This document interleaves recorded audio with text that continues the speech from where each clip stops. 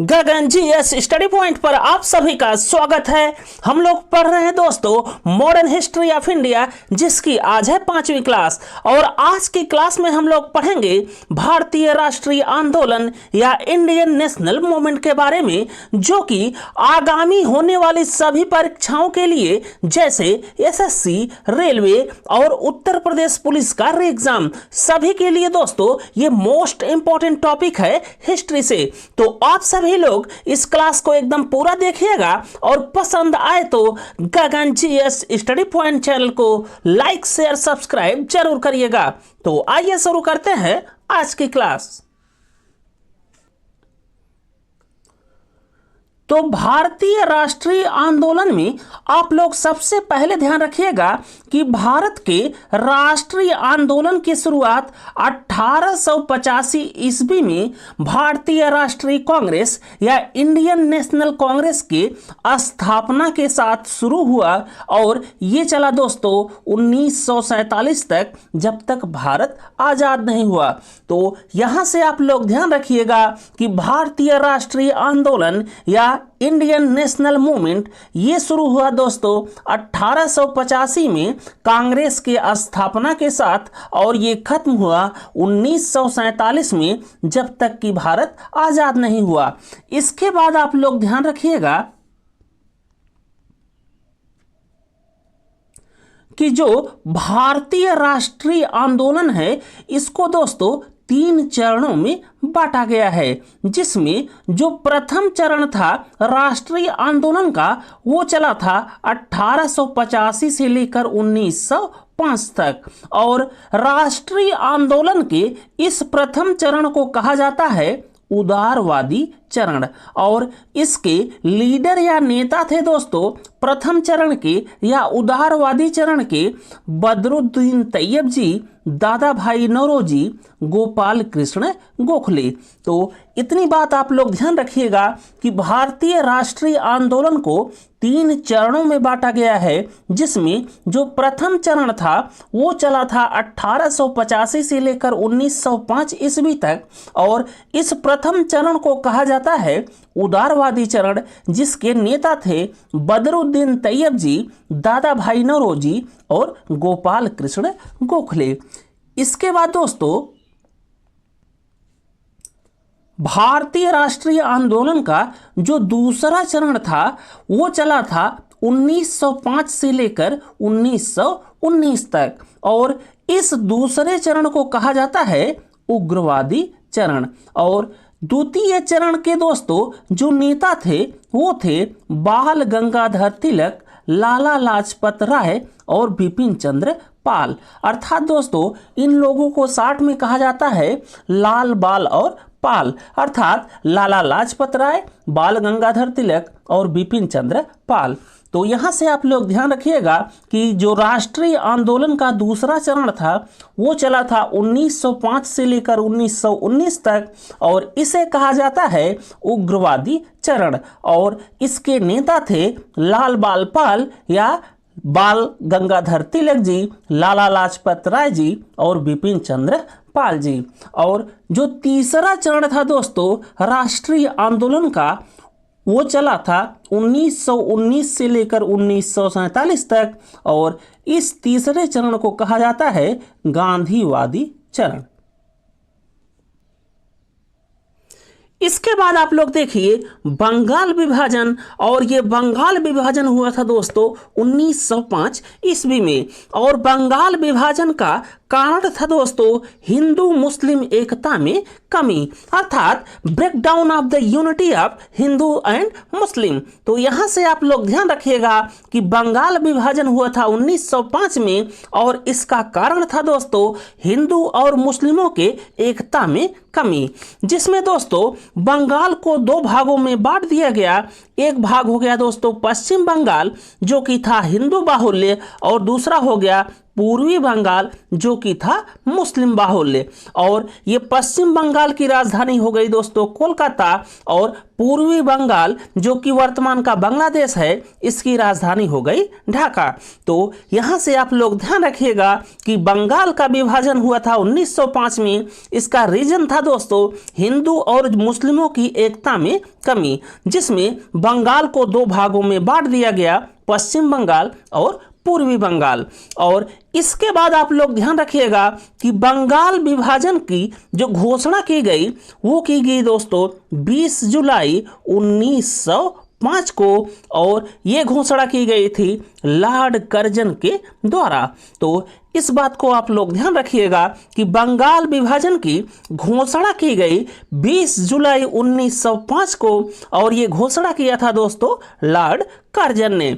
इसके बाद दोस्तों आप लोग ध्यान रखिएगा कि जब बंगाल विभाजन की घोषणा हो गई 20 जुलाई 1905 में लॉर्ड कर्जन के द्वारा, तो फिर इसके बाद 7 अगस्त 1905 को कलकत्ता के टाउन हॉल में स्वदेशी आंदोलन की शुरुआत हो गई या घोषणा हो गई। और इसके बाद आप लोग ध्यान रखिएगा कि 16 अक्टूबर 1905 को बंगाल विभाजन को प्रभावी बनाया गया।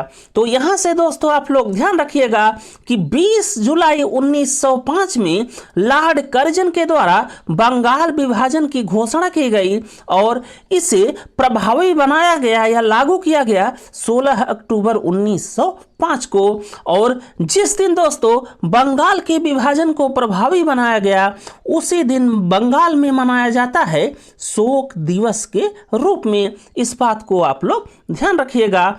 इसके बाद फिर इसी में आप लोग ध्यान रखिएगा कि जो बंगाल के विभाजन के बाद स्वदेशी आंदोलन चलाया गया उसके प्रमुख नेता कौन कौन लोग थे।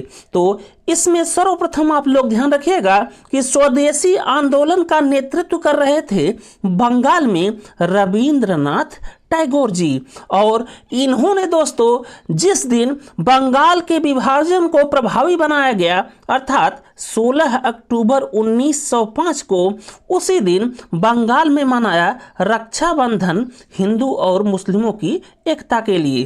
तो इस बात को आप लोग ध्यान रखिएगा कि बंगाल में स्वदेशी आंदोलन के नेतृत्व में थे दोस्तों रविंद्रनाथ टैगोर जी, और इन्होंने जिस दिन बंगाल के विभाजन को प्रभावी बनाया गया अर्थात 16 अक्टूबर 1905 को, उस दिन इन्होंने हिंदू मुस्लिमों की एकता के लिए बंगाल में मनाया रक्षा बंधन।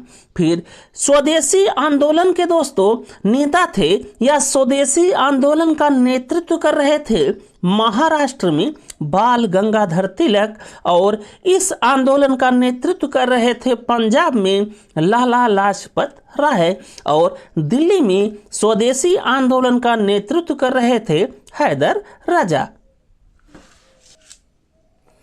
इसके बाद आप लोग देखिए मुस्लिम लीग, जिसका पहले नाम हुआ करता था दोस्तों ऑल इंडिया मुस्लिम लीग, जिसे बाद में चलकर सिर्फ मुस्लिम लीग कर दिया गया।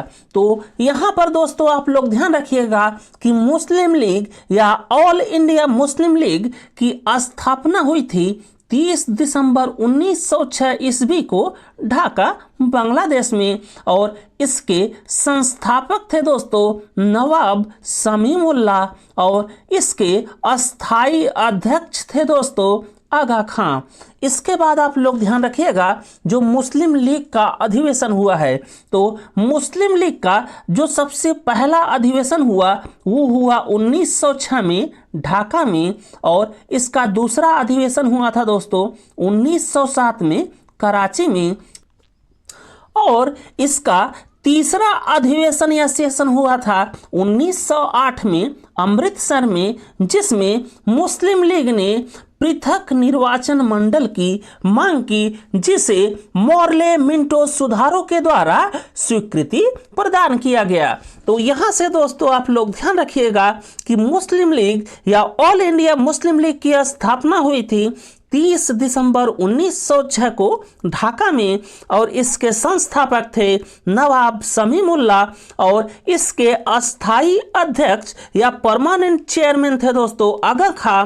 और इसका अधिवेशन या सेशन में आप लोग ध्यान रखिएगा कि इसका पहला अधिवेशन हुआ था 1906 में ढाका में, और इसका दूसरा अधिवेशन हुआ 1907 में कराची में, और इसका तीसरा अधिवेशन हुआ 1908 में अमृतसर में, जिसमें मुस्लिम लीग ने पृथक निर्वाचन मंडल की डिमांड की, जिसे मॉर्ले मिंटो रिफॉर्म के द्वारा स्वीकृति प्रदान की गई। इसके बाद आप लोग देखिए दिल्ली दरबार जो कि लगा था 1911 ईस्वी में, और दिल्ली दरबार जो कि हुआ 1911 में, इसमें आए थे दोस्तों ब्रिटेन के सम्राट जॉर्ज पंचम।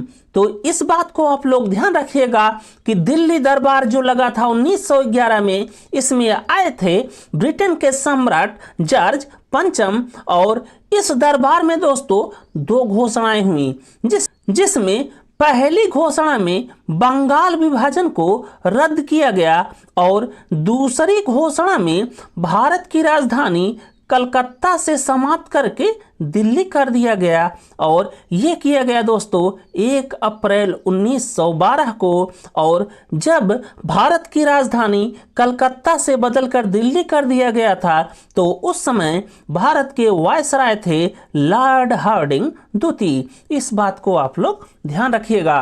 तो दिल्ली दरबार ये सजा दोस्तों 1911 में, जिसमें ब्रिटेन के सम्राट जॉर्ज पंचम भारत आए, और यहाँ पर 2 घोषणाएं हुई, जिसमें पहली घोषणा में बंगाल के विभाजन को रद्द कर दिया गया, और दूसरी घोषणा में भारत की राजधानी कलकत्ता से बदलकर दिल्ली कर दिया गया 1 अप्रैल 1912 को। और इस समय दोस्तों भारत के वायसराय थे लॉर्ड हार्डिंग द्वितीय।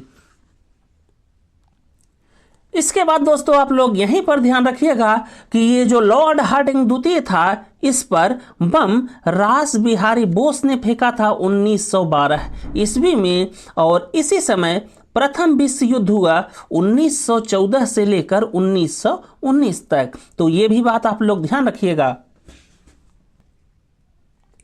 इसके बाद देखिए लखनऊ समझौता जो कि हुआ था 1916 ईस्वी में, और इसमें आप लोग ध्यान रखिएगा कि लखनऊ समझौता जो कि हुआ 1916 में, ये हुआ दोस्तों मुस्लिम लीग और भारतीय राष्ट्रीय कांग्रेस के बीच, जिसमें मुस्लिम लीग की तरफ से थे दोस्तों जिन्ना, और भारतीय राष्ट्रीय कांग्रेस की तरफ से थे बाल गंगाधर तिलक। इन दोनों लोगों ने दोस्तों लखनऊ समझौता जो कि हुआ था 1916 में, उस पर हस्ताक्षर किए।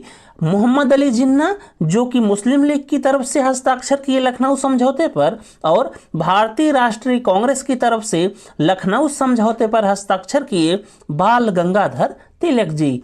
इसके बाद आप लोग ध्यान रखिएगा यहीं पर कि मुस्लिम लीग के सांप्रदायिक प्रतिनिधित्व की मांग को स्वीकार किया गया था लखनऊ समझौते के अंतर्गत, जो कि हुआ था 1916 में।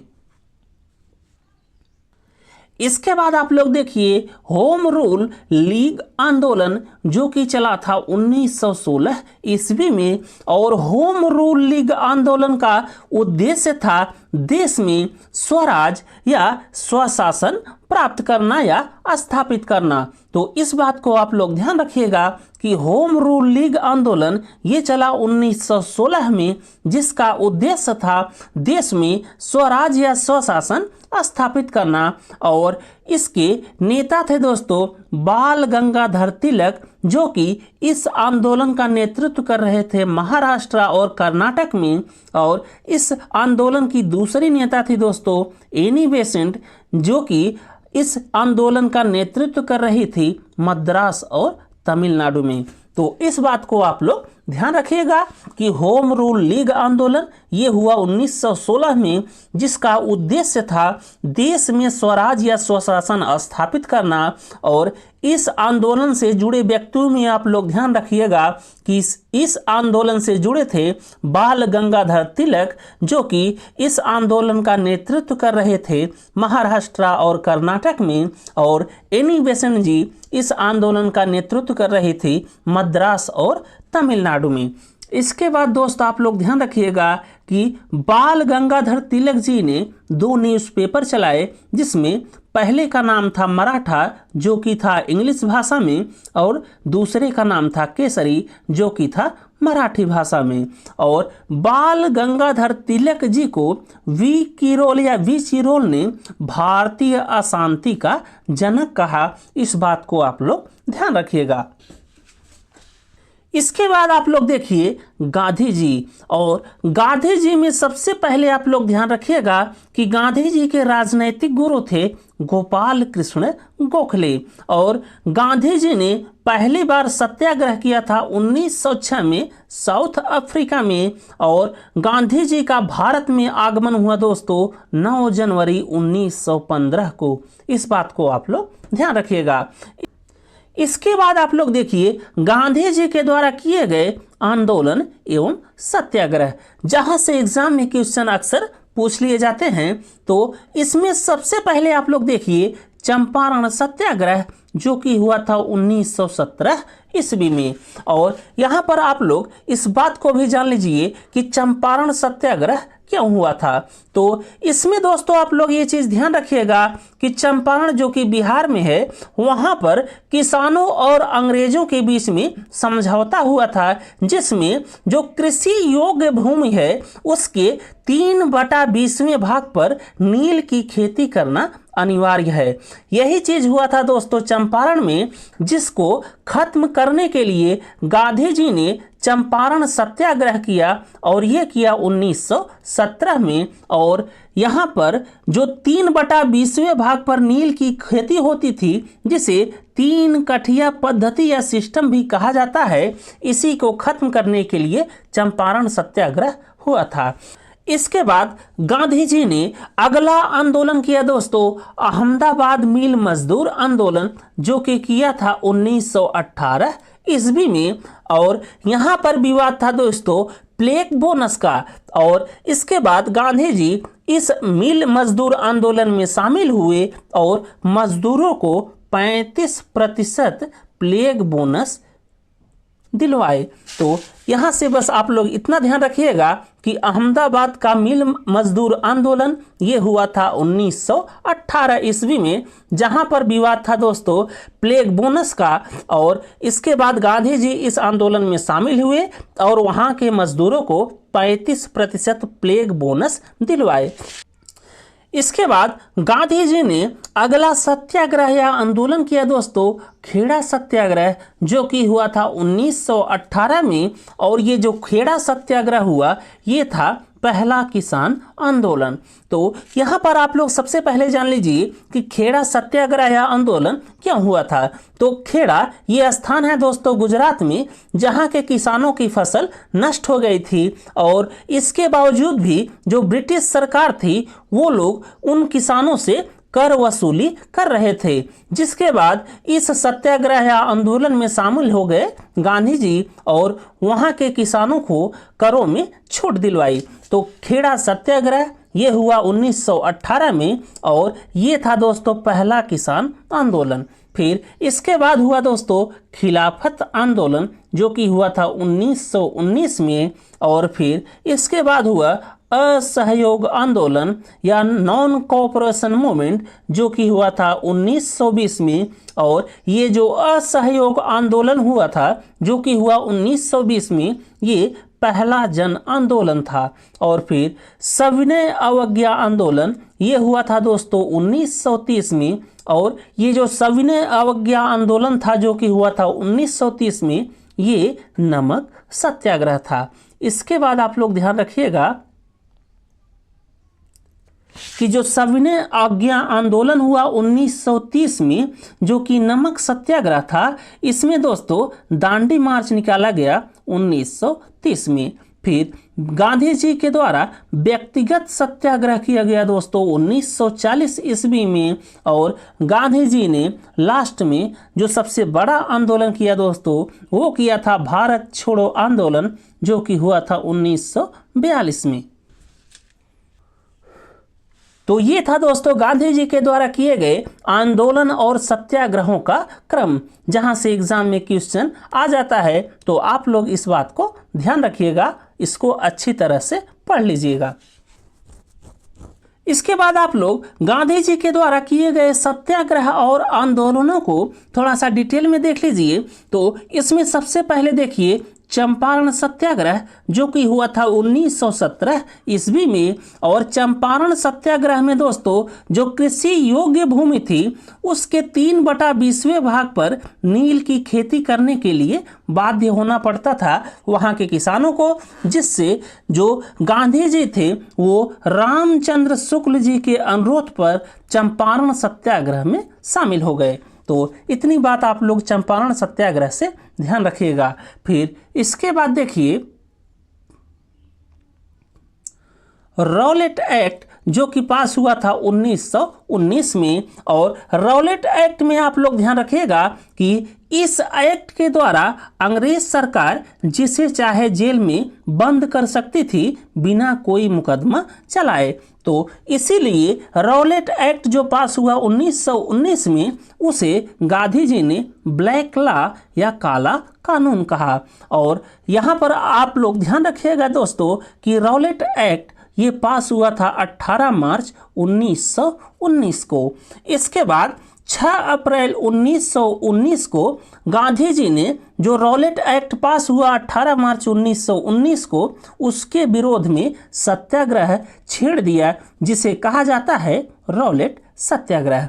तो गांधी जी ने रॉलेट सत्याग्रह को प्रारंभ किया 6 अप्रैल 1919 को। इसके बाद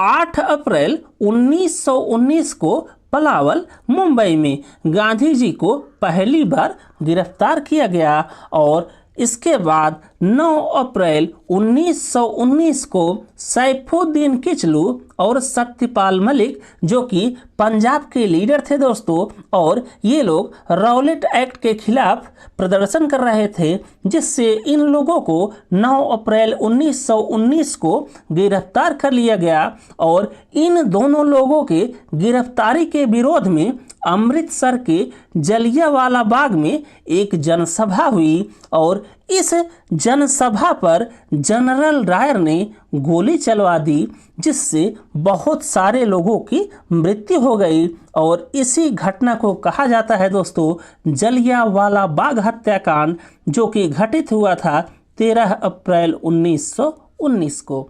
तो इतनी बात दोस्तों आप लोग यहाँ से ध्यान रखिएगा कि जो रॉलेट एक्ट ये पास हुआ 18 मार्च 1919 को। और ये जब रॉलेट एक्ट पास हो गया 18 मार्च 1919 को, इसके बाद 6 अप्रैल 1919 को गांधी जी ने कर दिया रॉलेट सत्याग्रह।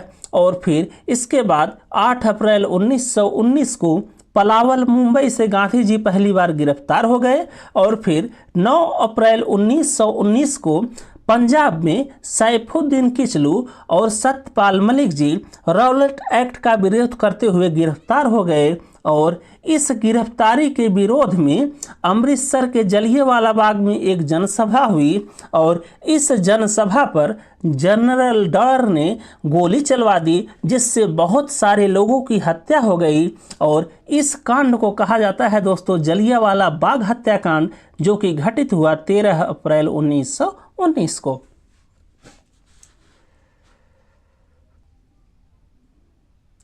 इसके बाद जो जलियांवाला बाग हत्याकांड हुआ था दोस्तों 13 अप्रैल 1919 को, इसके जांच के लिए जो ब्रिटिश गवर्नमेंट थी उन्होंने बनाया हंटर कमेटी। और ये हंटर कमेटी बनी दोस्तों 1919 में, जिसमें कुल 8 सदस्य थे और इसमें 3 इंडियन थे और 5 अन्य सदस्य थे। और हंटर कमेटी को भारतीय राष्ट्रीय कांग्रेस या इंडियन नेशनल कांग्रेस ने मानने से इनकार कर दिया।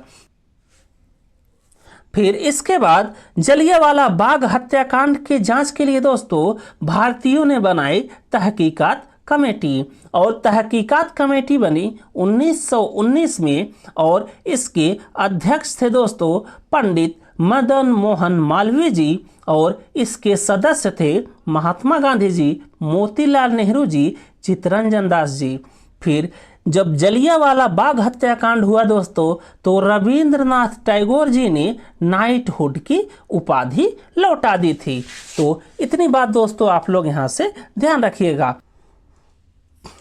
और यहीं पर दोस्तों आप लोग एक चीज और ध्यान रखिएगा कि जब चंपारण सत्याग्रह सफल हो गया था तो रविंद्रनाथ टैगोर जी ने महात्मा गांधी जी को महात्मा की उपाधि दी थी। इस बात को आप लोग दोस्तों ध्यान रखिएगा। इसके बाद आप लोग देखिए असहयोग आंदोलन या नॉन कोऑपरेशन मूवमेंट जो कि हुआ था 1920 में। और इसमें सबसे पहले आप लोग ध्यान रखिएगा कि महात्मा गांधी के नेतृत्व में असहयोग आंदोलन या नॉन कोऑपरेशन मूवमेंट का प्रस्ताव पारित हुआ। और असहयोग आंदोलन के शुरू होने के बाद महात्मा गांधी जी ने कैसर ए हिंद की उपाधि वापस कर दी थी। इतनी बात दोस्तों आप लोग यहाँ से ध्यान रखिएगा। फिर इसी आंदोलन के दौरान 5 फरवरी 1922 को हो गया दोस्तों चौरी चौरा कांड। और ये चौरी चौरा कांड में आप लोग ध्यान रखिएगा कि गोरखपुर में एक स्थान है दोस्तों चौरी चौरा, जहां पर भीड़ ने एक पुलिस स्टेशन या थाने को आग लगा दी, जिसमें 22 लोगों की मृत्यु हो गई, जिससे गांधी जी बहुत ज़्यादा दुखी हुए और उन्होंने 12 फरवरी 1922 को जो नॉन कोऑपरेशन मूवमेंट या असहयोग आंदोलन था उसे वापस कर लिया या कॉल्ड ऑफ कर दिया। फिर इसके बाद 10 मार्च 1922 को गांधी जी को 6 साल की जेल हो गई।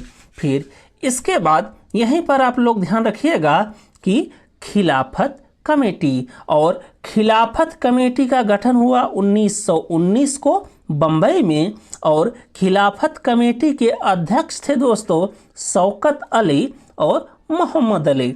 और खिलाफत कमेटी का पहला सत्र या सेशन हुआ दिल्ली में, जिसके अध्यक्षता किए महात्मा गांधी जी। और खिलाफत कमेटी और असहयोग आंदोलन या नॉन कोऑपरेशन मूवमेंट ये दोनों दोस्तों एक साथ हो गए 31 अगस्त 1920 को। इसके बाद आप लोग देखिए साइमन कमीशन। और साइमन कमीशन का गठन हुआ 1927 ईस्वी में। और साइमन कमीशन के सभी सदस्य थे दोस्तों अंग्रेज, इसीलिए इसका मुस्लिम लीग और भारतीय राष्ट्रीय कांग्रेस ने विरोध किया।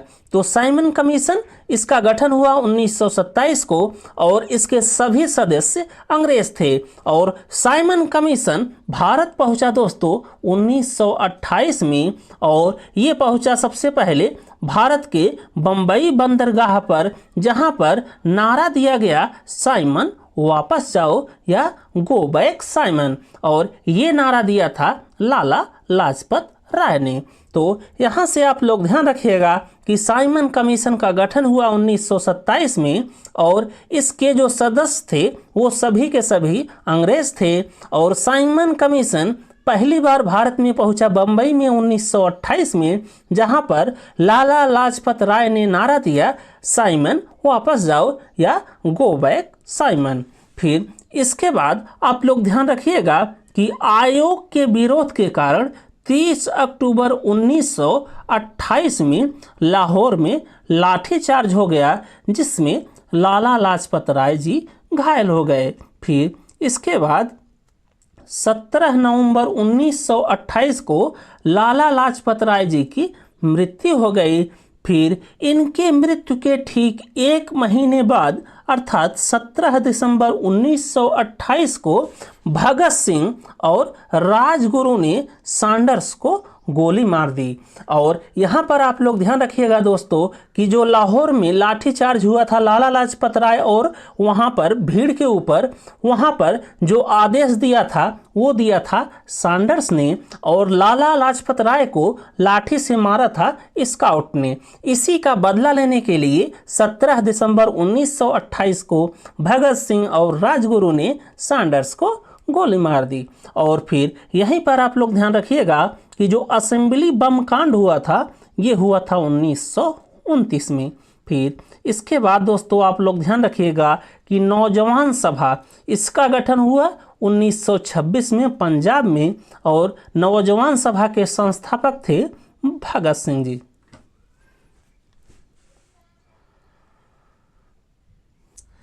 इसके बाद आप लोग देखिए बरदौली सत्याग्रह जो कि हुआ 1928 में। और यहाँ पर आप लोग ध्यान रखिएगा कि बरदौली जो कि एक स्थान पड़ता है दोस्तों गुजरात में, वहाँ पर जो किसान थे वो बढ़े हुए कर को लेकर विरोध कर रहे थे, और इसी के लिए वहाँ पर जो सत्याग्रह चल रहा था उसमें वल्लभ भाई पटेल भी शामिल हो गए, और उन्होंने किसानों के साथ बढ़े हुए कर का विरोध किया। और जब ये सत्याग्रह सफल हो गया, अर्थात जब बरदौली सत्याग्रह सफल हो गया, तो वहाँ की महिलाओं ने वल्लभ भाई पटेल जी को सरदार की उपाधि दी थी। इस बात को आप लोग ध्यान रखिएगा।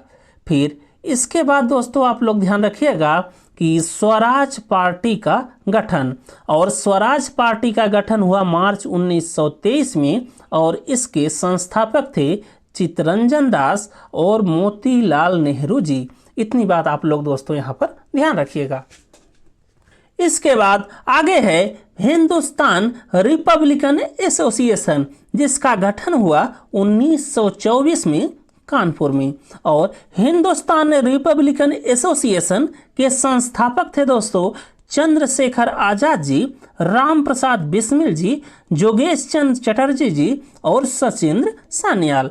तो हिंदुस्तान रिपब्लिकन एसोसिएशन का गठन हुआ 1924 में कानपुर में, और इसके संस्थापक थे चंद्रशेखर आजाद, राम प्रसाद बिस्मिल, जोगेश चंद्र चटर्जी और सचिंद्र सान्याल। इतनी बात आप लोग सबसे पहले यहाँ से ध्यान रखिएगा। फिर इसके बाद 9 अगस्त 1925 को हो गई दोस्तों काकोरी डकैती। और काकोरी डकैती का जो आइडिया दिमाग में सबसे पहले आया था वो था दोस्तों राम प्रसाद बिस्मिल जी का। फिर इस डकैती के बाद 29 लोगों को गिरफ्तार किया गया, जिसमें से 4 लोगों को फांसी दी गई। और इन 4 लोगों को फांसी हुई दोस्तों 19 दिसंबर 1927 को, जिसमें राम प्रसाद बिस्मिल जी को फांसी हुई गोरखपुर में, अशफाक को फांसी हुई दोस्तों फैजाबाद में, रोशन सिंह को फांसी हुई इलाहाबाद में, और राजेंद्र लहरी को फांसी हुई गोंडा में। इसके बाद चंद्रशेखर आजाद जी ने अगला एसोसिएशन बनाया हिंदुस्तान सोशलिस्ट रिपब्लिकन एसोसिएशन, जिसे शॉर्ट में कहा जाता है HSRA। और हिंदुस्तान सोशलिस्ट रिपब्लिकन एसोसिएशन का गठन हुआ दोस्तों 1928 को दिल्ली में, और इसके संस्थापक थे चंद्रशेखर आजाद, भगत सिंह और राजगुरु जी। इसके बाद आपको ध्यान रखना है कि भगत सिंह, राजगुरु और सुखदेव, इन तीनों लोगों को असेंबली बम कांड में गिरफ्तार किया गया, लेकिन इन तीनों लोगों पर सैंडर्स का केस लगा दिया गया, जिसे कहा जाता है दोस्तों लाहौर षड्यंत्र। तो इस बात को आप लोग ध्यान रखिएगा कि भगत सिंह, राजगुरु और सुखदेव जी को असेंबली बम कांड में गिरफ्तार किया गया, और बाद में इन लोगों पर सैंडर्स का केस लगा दिया गया, जिसे कहा जाता है लाहौर कॉन्स्पिरेसी या लाहौर षड्यंत्र।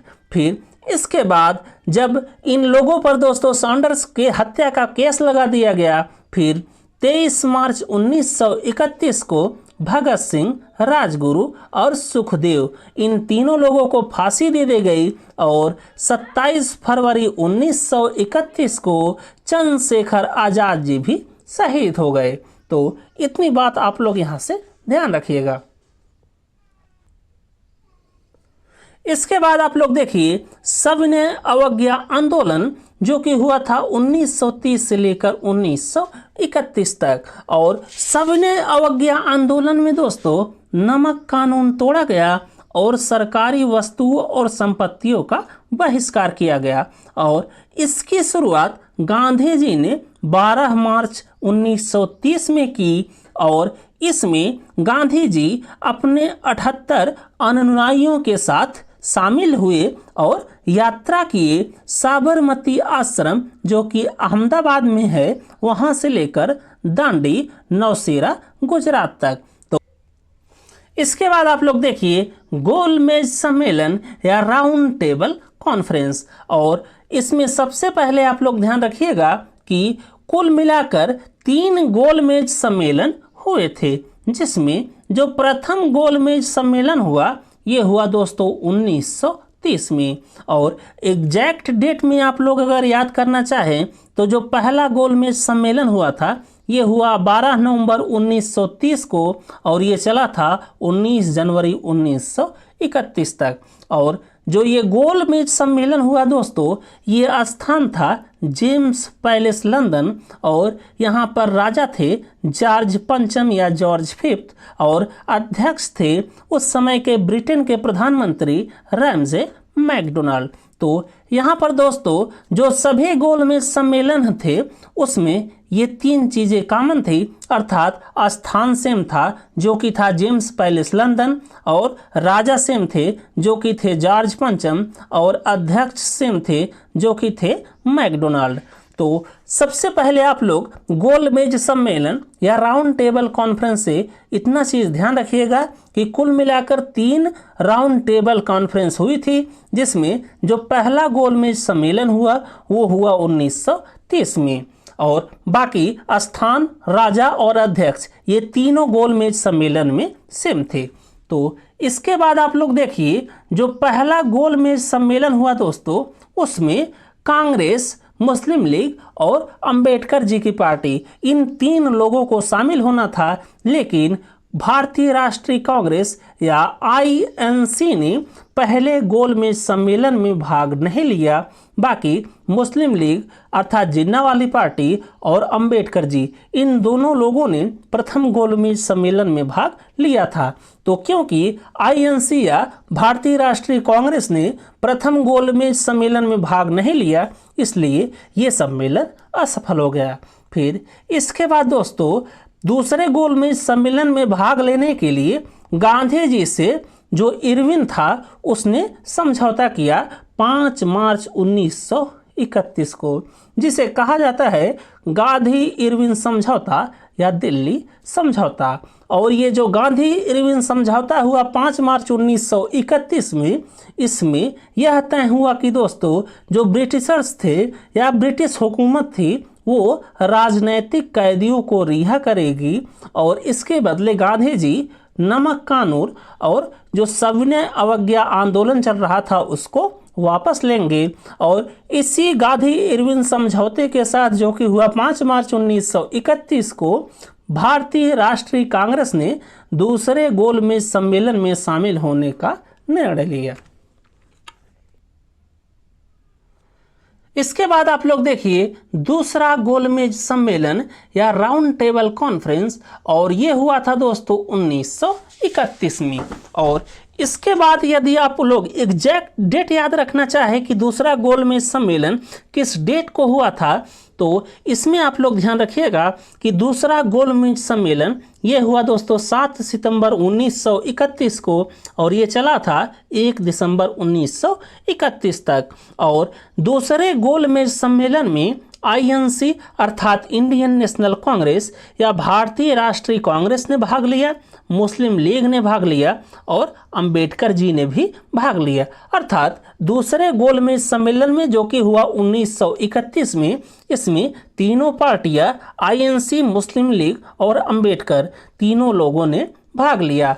लेकिन दोस्तों दूसरे गोलमेज सम्मेलन के शुरू होने से कुछ दिन पहले अर्थात 16 अगस्त 1932 को जारी कर दिया गया सांप्रदायिक पंचाट। और यह पंचाट जारी किया था दोस्तों ब्रिटेन के प्रधानमंत्री मैकडोनाल्ड ने। और इस सांप्रदायिक पंचाट के अंतर्गत अंग्रेजों ने दोस्तों दिया दलित अवार्ड, या जिसे कहा जाता है मैकडोनाल्ड अवार्ड, ये दिया था दोस्तों भीमराव अंबेडकर जी को। और फिर इस पंचाट में मैकडोनाल्ड ने दोस्तों जैसे मुस्लिमों को मिला था पृथक निर्वाचन मंडल, वैसे दे दिया दलितों को एक पृथक निर्वाचन मंडल। तो 16 अगस्त 1932 को सांप्रदायिक पंचाट जारी किया ब्रिटेन के प्रधानमंत्री मैकडोनाल्ड ने, जिसमें उसने दलित अवार्ड, जिसे मैकडोनाल्ड अवार्ड भी कहा जाता है, ये दिया भीमराव अंबेडकर जी को। और इस पंचाट में दिया गया था दोस्तों पृथक निर्वाचन मंडल दलितों को। फिर इसके बाद जब गांधी जी दूसरे गोलमेज सम्मेलन से शामिल होकर वापस भारत लौटे तो उन्होंने इस सांप्रदायिक पंचाट के खिलाफ अनशन शुरू कर दिया। और इसी के दौरान दोस्तों दूसरी बार सविनय अवज्ञा आंदोलन शुरू हुआ 1932 में। इस बात को आप लोग ध्यान रखिएगा। फिर इसके बाद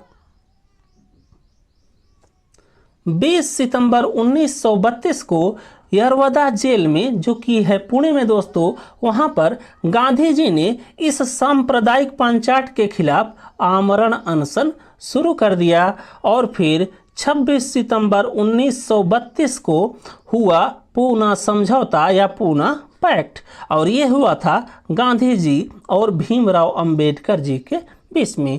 तो इतनी बात दोस्तों आप लोग यहाँ से ध्यान रखिएगा दूसरे गोलमेज सम्मेलन से। फिर लास्ट में आप लोग ध्यान रखिएगा तीसरा गोलमेज सम्मेलन, जो कि हुआ था 1932 में, और इसकी एग्जैक्ट डेट थी दोस्तों नवंबर 1932 से लेकर दिसंबर 1932 तक। और तीसरे गोलमेज सम्मेलन में आईएनसी ने भाग नहीं लिया, और इसमें मुस्लिम लीग और अंबेडकर जी दोनों पार्टियों ने भाग लिया था। तो क्योंकि इसमें भारतीय राष्ट्रीय कांग्रेस ने भाग नहीं लिया, इसीलिए तीसरा गोलमेज सम्मेलन भी असफल हो गया। और यहाँ पर आप लोग बस इतना चीज़ ध्यान रखिएगा तीसरे गोलमेज सम्मेलन से, कि तीसरे गोलमेज सम्मेलन के बाद भारत सरकार अधिनियम 1935 या गवर्नमेंट ऑफ इंडिया एक्ट 1935 पास हुआ। इसके बाद आप लोग देखिए पाकिस्तान की मांग, जो कि उठी थी 1940 में। तो पाकिस्तान की मांग ये तो पहले ही उठ गई थी दोस्तों, लेकिन ये प्रबल हुई 1940 में। तो इसमें सबसे पहले आप लोग ध्यान रखिएगा कि पाकिस्तान का विचार सर्वप्रथम आया था इकबाल के मन में 1930 में, और पाकिस्तान को पाक कहा था दोस्तों चौधरी रहमत अली ने। और फिर इसके बाद मुस्लिम लीग का एक अधिवेशन हुआ दोस्तों लाहौर में, जिसके अध्यक्ष थे मोहम्मद अली जिन्ना। इस अधिवेशन में मुस्लिम लीग ने पाकिस्तान की मांग को स्वीकार कर लिया, और फिर मुस्लिम लीग ने 1943 में नारा दिया बांटो और भागो। फिर इसके बाद आप लोग ध्यान रखिएगा अगस्त प्रस्ताव, और ये अगस्त प्रस्ताव आया था दोस्तों 1940 में, जिसमें उस समय के वायसराय लॉर्ड लिनलिथगो ने अंतरिम सरकार के गठन की मांग को अस्वीकार कर दिया था, जो कि किए थे भारतीय राष्ट्रीय कांग्रेस के लोग। तो अगस्त प्रस्ताव ये हुआ 1940 में, जिसमें लॉर्ड लिनलिथगो ने अंतरिम सरकार के गठन की मांग को अस्वीकार कर दिया आईएनसी वालों की। इसके बाद आप लोग ध्यान रखिएगा व्यक्तिगत सत्याग्रह, और ये व्यक्तिगत सत्याग्रह चला था दोस्तों 1940 में। और इसमें आप लोग ध्यान रखिएगा कि कांग्रेस ने अगस्त प्रस्ताव के विरोध में एवं दूसरा जो विश्व युद्ध हुआ उससे अपने आप को अलग करने के लिए व्यक्तिगत सत्याग्रह किया, जो कि किया था 1940 में। इस बात को दोस्तों आप लोग ध्यान रखिएगा। फिर इसके बाद आप लोग आगे देखिए क्रिप्स प्रस्ताव, जो कि आया था मार्च 1942 में। और क्रिप्स प्रस्ताव में कहा गया था दोस्तों कि द्वितीय विश्व युद्ध के बाद भारत को डोमिनियन स्टेट का दर्जा दिया जाएगा और भारत के लिए एक संविधान सभा का गठन किया जाएगा। और क्रिप्स के इन दोनों प्रस्तावों को आईएनसी अर्थात भारतीय राष्ट्रीय कांग्रेस और मुस्लिम लीग दोनों ने क्रिप्स प्रस्ताव को इनकार कर दिया। और इसके बाद गांधी जी ने क्रिप्स प्रस्ताव को कहा था post dated cheque of bankrupt bank.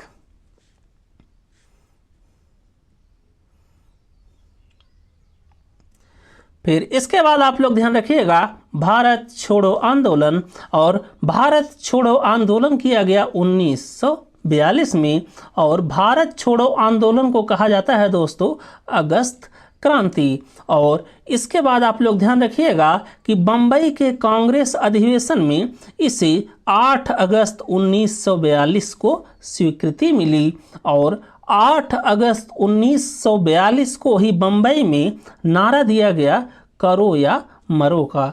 तो इतनी बात आप लोग ध्यान रखिएगा कि भारत छोड़ो आंदोलन ये शुरू हुआ 1942 को। और इस भारत छोड़ो आंदोलन को कहा जाता है अगस्त क्रांति। और बम्बई के कांग्रेस अधिवेशन में भारत छोड़ो आंदोलन को 8 अगस्त 1942 को स्वीकृति मिली। और फिर इसी डेट को अर्थात 8 अगस्त 1942 को ही बम्बई में करो या मरो का नारा दिया गया। फिर इसके बाद आप लोग ध्यान रखिएगा 9 अगस्त 1942 को जारी हुआ ऑपरेशन जीरो आवर, जो कि जारी किया गया था ब्रिटिश हुकूमत के द्वारा। और इस ऑपरेशन जीरो आवर के द्वारा गांधी जी को गिरफ्तार कर लिया गया। फिर बाद में दोस्तों गांधी जी को और सरोजनी नायडू जी को आगा खां पैलेस में नज़रबंद कर दिया गया, जो कि है पुणे में। इसके बाद आप लोग ध्यान रखिएगा उषा मेहता, राम मनोहर लोहिया और वीएम खाकर, इन्होंने भूमिगत कांग्रेस रेडियो का संचालन किया। फिर इसके बाद देखिए कैबिनेट मिशन। और कैबिनेट मिशन दोस्तों भारत आया 1946 में। और इसमें संविधान सभा की मांग को स्वीकार किया गया और अंतरिम सरकार का गठन किया गया, जिसके अध्यक्ष थे पंडित जवाहरलाल नेहरू। और जो पाकिस्तान का बंटवारा हुआ था उसको कैबिनेट मिशन ने खत्म कर दिया। फिर इसके बाद आप लोग ध्यान रखिएगा कि जो लॉर्ड माउंटबेटन थे वो थे दोस्तों भारत के 34वें वायसराय। और लॉर्ड माउंटबेटन योजना के तहत भारत और पाकिस्तान को अलग कर दिया गया। और फिर 14 अगस्त 1947 को पाकिस्तान आज़ाद हो गया और 15 अगस्त 1947 को भारत आज़ाद हो गया। तो बस दोस्तों इस क्लास में बस इतना ही। आशा करते हैं आपको हमारी ये क्लास अच्छी लगी होगी। और यदि दोस्तों आपको ये क्लास अच्छी लगी हो तो आप सभी लोग गगन जीएस स्टडी पॉइंट चैनल को लाइक कीजिए, शेयर कीजिए, सब्सक्राइब कीजिए। थैंक यू दोस्तों, जय हिंद।